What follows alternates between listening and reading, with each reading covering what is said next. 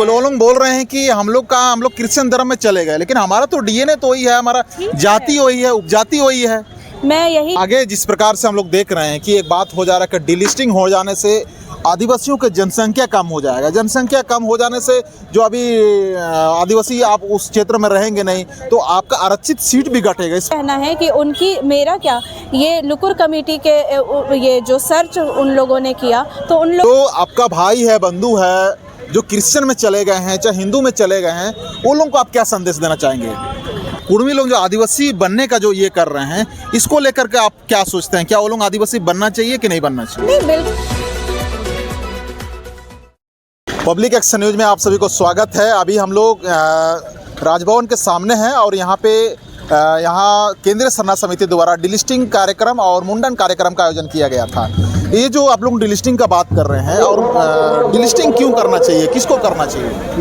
जितने भी दर्शक हैं, जितने भी श्रोतागण हैं, सभी को मेरी ओर से जय जोहार, जय धर्मेश। और डिलिस्टिंग की जो मांग है वो आपको भी पता है कि हम क्यों कर रहे हैं, क्योंकि आज देखते होंगे कि आदिवासी की जो पहचान है, ठीक है, वो कहीं ना कहीं खोते जा रही है। धर्मांतरित लोग चेंज हो जा रहे हैं और उनकी रीति रिवाज, परंपरा, संस्कृति सब खोते जा रही है। क्योंकि अगर आप एक तरफ देखेंगे ईसाइयों की और एक तरफ देखेंगे कि सरना आदिवासियों की, अगर दोनों को एक तराजू में तौला जाए और अगर पहचान किया जाए तो ऑब्वियस सी बात है सरना आदिवासी को लोग ही आदिवासी मानेंगे, क्रूस पकड़ने वाले को नहीं कहेंगे। अच्छा। ठीक है, अगर एक तरफ सरना झंडा लोग पकड़े हुए हैं, एक तरफ लोग क्रूस पकड़े हुए हैं, तो दोनों में पहचान वही बता दिया जाता है कि ये लोग प्रकृति पूजक है तो ये लोग आदिवासी होंगे, तो और इनकी आदिवासी नहीं हो, ये लोग आदिवासी नहीं है। ठीक है, अभी चीज़ है क्या है कि इन लोग जातिगत तौर पर लड़ते हैं कि इनकी जाति तो वही है, धर्म बदल जाता है। बिल्कुल, वो लोग बोल रहे हैं कि हम लोग क्रिश्चियन धर्म में चले गए, लेकिन हमारा तो डीएनए तो वही है, हमारा जाति वही है, उपजाति वही है। मैं यही कहती हूँ कि ठीक है, आपका डीएनए बदल गया। आपने देखा होगा अभी कुर्मी आंदोलन जो चला, वो लोग भी तो एसटी में आने की मांग कर रहे थे, तो उनको एसटी में क्यों नहीं डाला गया? ठीक है, क्योंकि वो हिंदू रीति रिवाज को मानते हैं, हिंदू परंपरा को मानते हैं। ठीक है, और उनका जो भी पूर्वज रहा है वो ज़िंदगी में कभी भी आदिवासी रीति रिवाज परंपरा को नहीं माना या उनका डीएनए नहीं रहा। तब लुकुर कमेटी ने उनको डिक्लाइन किया। टीआरआई की रिपोर्ट गलत निकली, मतलब टीआरआई की रिपोर्ट जो बनाई गई वो उस तरह निकली, उस तरह की निकली जिसमें आप देख सकते हैं कि उनको एसटी के सूची में शामिल नहीं किया गया। तो मैं ये भी कहती हूँ कि लुकुर कमेटी एक चीज़ और कहता है कि जो लोग अगर अपने धर्म, परंपरा, संस्कृति को छोड़ चुके हैं, वैसे लोग भी एसटी कहलाने के लायक नहीं है, वो लोग भी शेड्यूल ट्राइब्स के तहत नहीं आते हैं। ठीक है, हमारा कहना है कि ये लोग बहुत सारा आरोप लगा रहे हैं कि जो क्रिश्चियन में आदिवासी जो कन्वर्ट हुए हैं उन लोगों के बारे में आप लोग बोलते हैं, जो हिंदू में कन्वर्ट हुए हैं उन लोगों के बारे में आप लोग नहीं बोलते हैं। इस पर मैं आपको बताती हूँ कि हिंदू कोई धर्म परिवर्तन नहीं कराता, धर्मांतरण नहीं कराता है। हिंदू समाज के जो लोग हैं वो कभी धर्मांतरण नहीं कराते और हम लोग किसी में धर्मांतरित नहीं हुए। ठीक है, रही बात हमारे लोगों की, तो हमारे पास अपनी धर्म कॉलम नहीं है, तो जिसमें हमारे पास ऑप्शन नहीं है कि हम हिंदू धर्म कोड के अलावा किसी और में टिक करें। इसलिए आज हम अपनी पहचान के लिए, धार्मिक पहचान के लिए सरना धर्म कोड की मांग कर रहे हैं। ठीक है, और अगर इनका कहना है कि अगर धर्मांतरण किए हैं, ये हिंदू में आ गए हैं, तो मैं ये बताती हूँ कि आदिवासी किसी में धर्मांतरण नहीं किया। आदिवासी के रीति रिवाज को आज हिंदू, बुद्ध, जैन जो हैं वो फॉलो करते हैं। आदिवासी आज के लोग नहीं हैं, ये जब से धरती या पृथ्वी या जब से ये ब्रह्मांड शुरू हुआ है तब से आदिवासियों का रहना हो रहा है। वो लोग ही अपने, तब तो घर द्वार रहता नहीं था, जल जंगल ज़मीन में रहते थे। वो लोग जल जंगल ज़मीन की पूजा करते थे, उसी के तौर पर जाने जाते थे।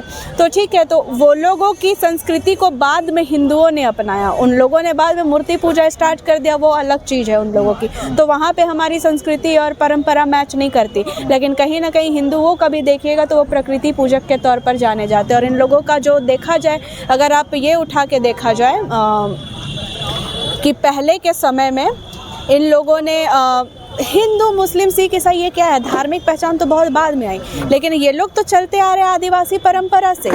ठीक है, हम लोग आज के लोग तो नहीं है ना, ये हमारे पूर्वज आज के नहीं है। ये हमारे जो पीएम प्रधानमंत्री है वो भी कहते हैं कि ये आदिवासी जो है इस देश का मूल मालिक है, क्योंकि वो पहला व्यक्ति है, पहला इंसान है पूरे धरती का।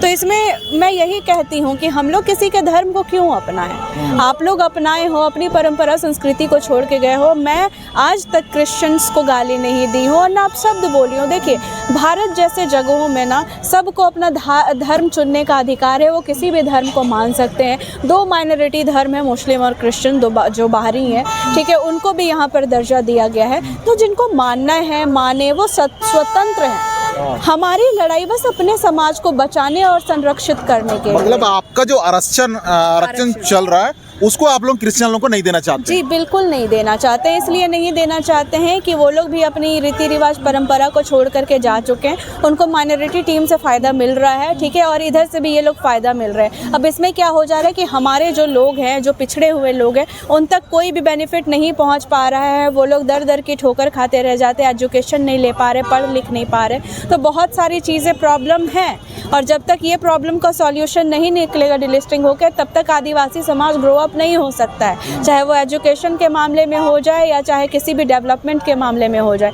क्योंकि जब तक एजुकेशन नहीं रहेगा तब तक डेवलपमेंट नहीं होगा, और डेवलपमेंट तभी हो सकता है जब इंसान पढ़े लिखे, अपने हक और अधिकार को जाने। तो क्रिश्चियन लोग जिस प्रकार से वो लोग स्कूल, बहुत सारे स्कूल खोले हैं, बहुत सारे कॉलेज खोले हैं, बहुत सारे हॉस्पिटल खोले हैं, लेकिन सरना समाज तो इस पे अभी फोकस नहीं किया है।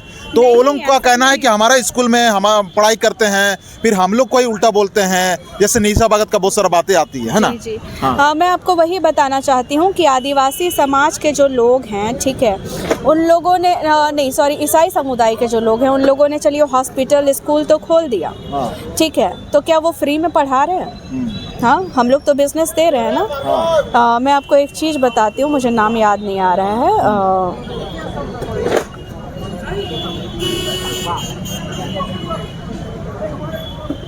हाँ, आदिवासियों समाज के लिए भी स्कूल है, ठीक है, लेकिन दिक्कत ये है यहाँ पे कि हम लोगों को अभी ये चीज़ पता नहीं है, या हम भी अभी आए हैं। देखिए, बहुत सारी चीज़ सर्च करने के बाद ही पता चलता है, ठीक है। एकलव्य स्कूल है, ठीक है, एकलव्य स्कूल आदिवासियों के लिए, आदिवासियों के नाम पे, ठीक है, हाँ, एकलव्य स्कूल।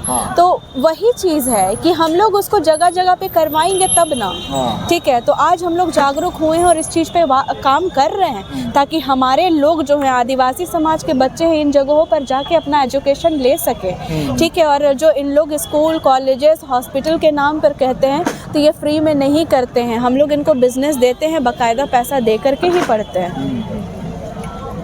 तो आगे जिस प्रकार से हम लोग देख रहे हैं कि एक बात हो जा रहा है कि डिलिस्टिंग हो जाने से आदिवासियों की जनसंख्या कम हो जाएगा। जनसंख्या कम हो जाने से जो अभी आदिवासी आप उस क्षेत्र में रहेंगे नहीं, तो आपका आरक्षित सीट भी घटेगा, इस प्रकार का भी बोला जा रहा है। इसको किस रूप से देखते हैं? नहीं, देखिए, चीज़ें क्या होती है कि मेरा मानना ये है कि अगर जैसे आप बाहरी को घुसने नहीं दिए, ठीक है, कुर्मी भी अगर एसटी की सूची में आना चाह रहे थे, क्यों आना चाह रहे थे? वो सिर्फ आरक्षण के लिए आना चाह रहे थे। तो आप भी हैं तो आरक्षण के लिए ही हैं, ठीक है। इसमें 32 थी पहले, अब 33 जनजातियाँ हो गई, ठीक है। 33 के नाम पर भी बहुत ज़्यादा सवाल उठाया गया था कि उसको क्यों शामिल किया गया। तो मेरा यही कहना है कि ये लुकुर कमेटी के ये जो सर्च उन लोगों ने किया, तो उन लोगों के जो भी चीज़ें हैं, मतलब जो भी चीज़ें देखते हैं कि लाइक उनका डीएनए, उनका रीति रिवाज परंपरा वो रहा है कि नहीं रहा है, तो उसमें वो खरे उतर गए, तो उनको जगह मिल गया एसटी के सूची में,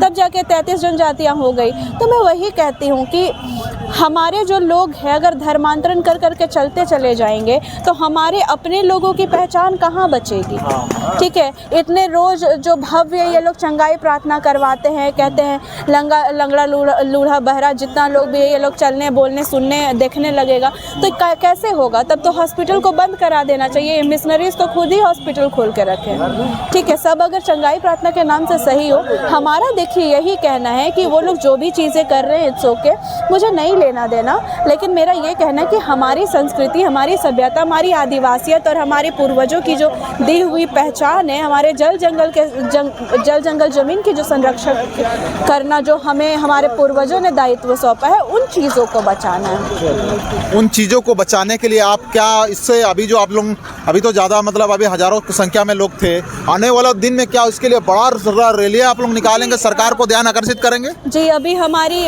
नेक्स्ट जो रणनीति है वो है पूरे आदिवासी समाज, मतलब भारत भर के आदिवासी समाज को एक संगठित में जोड़ना, और उसके बाद सारे आदिवासियों को, मतलब हम लोग पूरे आदिवासी समाज मिल करके दिल्ली के केंद्रीय सरकार के सामने जंतर मंतर में महाधरना प्रदर्शन करेंगे। तो जो आपका भाई है, बंधु है, जो क्रिश्चियन में चले गए हैं, चाहे हिंदू में चले गए हैं, वो लोगों को आप क्या संदेश देना चाहेंगे?